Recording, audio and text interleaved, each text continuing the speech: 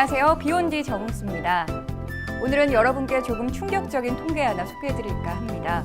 843만 명. 무엇을 의미하는 숫자일까요?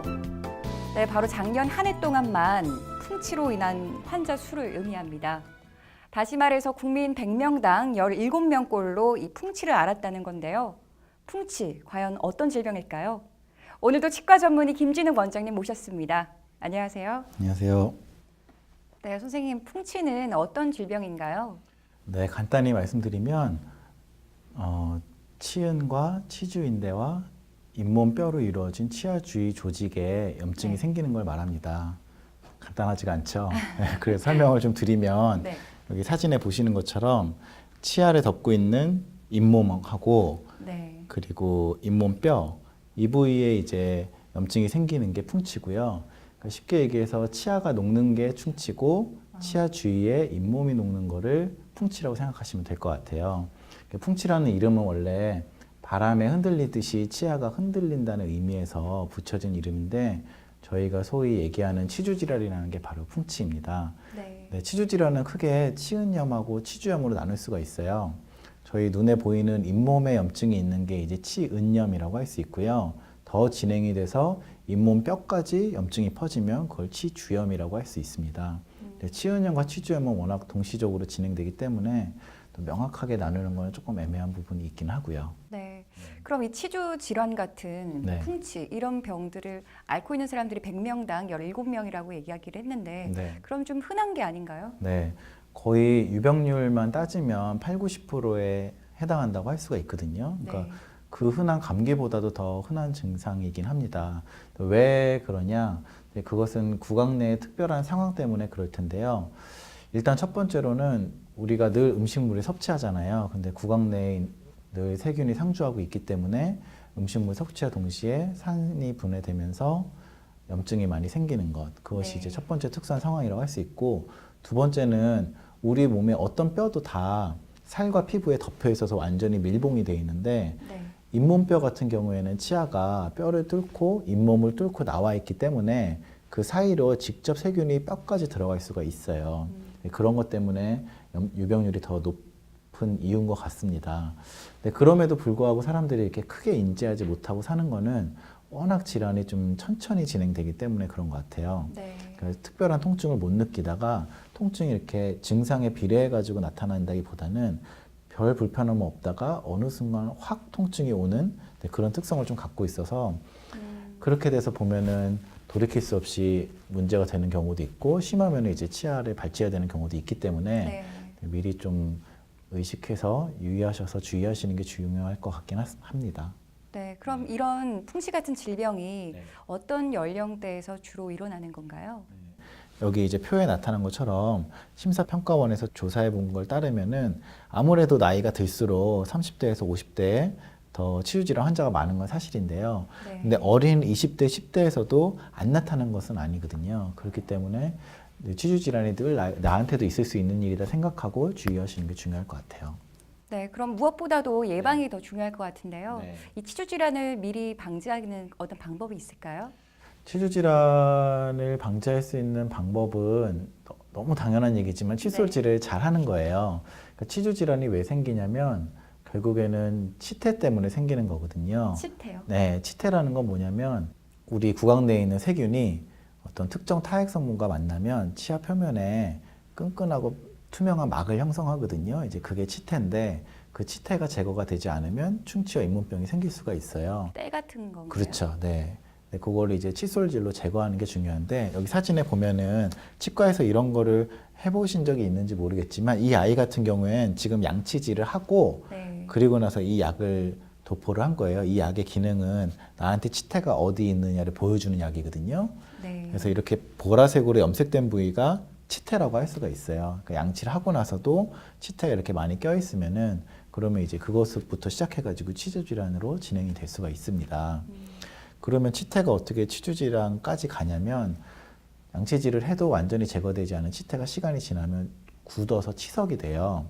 그러면 이제 그 치석이 잇몸뼈를 녹이면서 잇몸이 내려가고 어느 순간 치아가 흔들려서 문제가 되는 거거든요. 그러니까 기본적으로 치태를 완전히 제거하는 것이 중요하고 이렇게 제거하더라도 남은 치석을 스케일링으로 제거하는 게 중요합니다.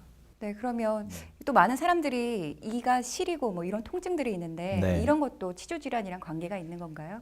사실은 이가 시린 거는 원인이 여러 가지가 있어요. 충치가 있어도 시릴 수가 있고요. 네. 좀 치아 마모가 있어도 시릴 수가 있는데 치주 질환이 있어도 시릴 수가 있습니다. 그건 왜 그러냐면 치주 질환이 있으면 잇몸이 내려가거든요. 그 잇몸이 내려가면 치아의 뿌리가 노출이 돼요. 근데 이제 그 치아 뿌리는 치아 머리보다 온도 자극이 굉장히 예민하거든요. 네. 그래서 그런 노출된 부분이 있으면 치아가 시리다고 느낄 수가 있기 때문에 치주 질환이 있으면 이가 시릴 수가 있습니다. 네, 그럼 치주 질환은 잇몸이랑 관련된 질병이라고 보면 되는 건가요? 그렇죠. 네, 잇몸과 그 안에 있는 잇몸뼈. 네. 네, 선생님 그러면요. 네. 흡연이랑 음주 이런 것도 치주 질환이랑 좀 관계가 있을까요? 그러니까 치주 질환이 이제 양치질만 안에서 생기는 게 사실은 그게 가장 크고요. 그거 네. 외에도 전신 질환이 있으면 치주 질환이 있을 수가 있어요. 예를 들면 뭐 당뇨가 있다든지 아니면 뭐 비타민 등 같은 영양이 좀 부족하다든지 아니면 뭐 흡연이나 음주를 한다든지 이제 이런 이유로 인해서도 치주 질환이 발생할 수 있기 때문에 네. 흡연과 음주는 내가 잇몸이 좀 안 좋은 것 같다 하시면 되도록 과하지 않게 하시는 게 좋습니다. 네, 그럼 이 질병에 걸리면 일차적인 치료는 역시 치과에서 하는 거겠죠? 그렇죠. 근데 네. 1차적으로는 칫솔질을 하시는 거, 집에서 네. 잘 하시는 거, 그래도 완전히 제거가 안 되기 때문에 정기적으로 치과에서 스케일링을 받으시는 것. 네, 그럼 치료는 어떤 방법으로 하나요? 만약에 치주 질환이 내가 생겼다 그렇다고 한다면 치료는 근본적으로 생긴 치석을 제거하는 데 있습니다. 네. 그래서 여기 화면에 보시면 스케일링이 있고 또 치주 소파술이 있고 치주 수술이 있는데요. 이름은 굉장히 어려울지 모르겠지만 이것은 다 결과적으로는 치석을 제거하는 거예요. 근데 어디에 있는 치석을 제거하냐에 따라서 이름이 다른 거거든요.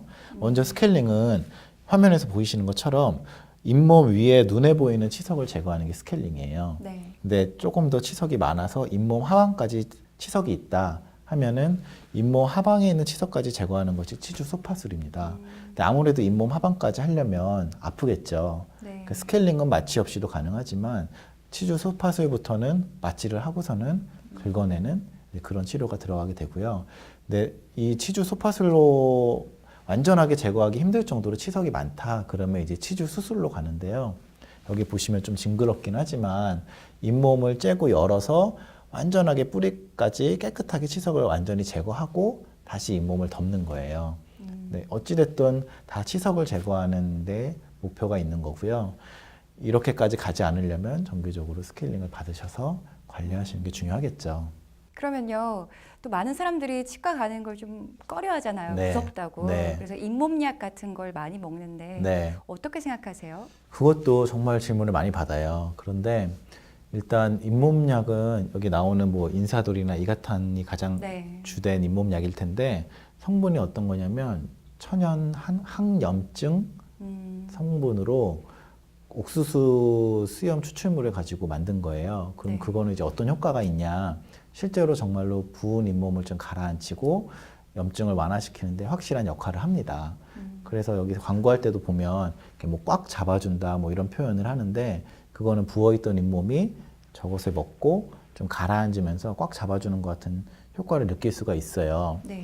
하지만 근본적으로 어떤 치아에 있는 치석이 제거되는 게 아니기 때문에 일시적일 뿐이지 계속해서 치석을 제거하지 않으면 질환은 못 느껴서 그렇지 진행이 되거든요. 네, 그럼 이런 잇몸약은 한마디로 되게 일시적인 효과밖에 없다. 보조적인 수단이라고 보시는 게 좋을 것 같아요. 네, 그러면 치석을 제거하기 위해서는 스케일링을 꼭 받아야 되겠네요. 그렇죠. 얼마나 자주 하는 게 좋을까요? 건강한 편이시라면 1년에 한 번 하시면 될 것 같아요. 근데 잇몸이 좀 안 좋다든지 치과에서 치석이 좀 잘 낀다고 들으셨다면 6개월에 한 번씩 하시는 것도 좋을 것 같고요. 네, 근데 네. 저는요 스케일링 받았을 때 네. 약간 잇몸에서 피가 난 적도 있고 좀 네. 아픈 적도 있었거든요. 네. 어떤가요? 원래 이렇게 아픈 건가요?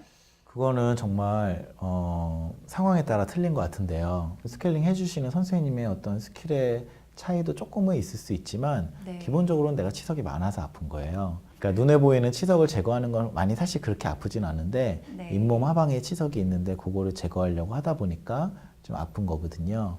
그래서 내가 이모 화방에도 좀 치석이 있구나 이렇게 생각하시는 게 맞을 것 같고 그리고 스케일링 하실 때 좀 유난히 싫어하시는 분들도 있어요. 네, 근데 맞아요. 그것도 유난히 시리게 해서라기보다는 내가 치아에 마모가 있든지 뿌리가 노출되든지 해서 시린 경우가 많아요. 그러니까 기본적으로는 내가 관리를 좀 더 잘해야겠구나 이렇게 생각하시는 게 맞을 것 같습니다. 네, 오늘 좋은 말씀 감사드립니다. 네, 감사합니다. 네, 오늘은 치주 질환에 대해서 알아봤습니다.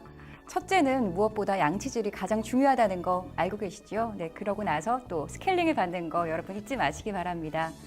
네, 그럼 전 다음 시간에 다시 찾아뵙겠습니다. 고맙습니다.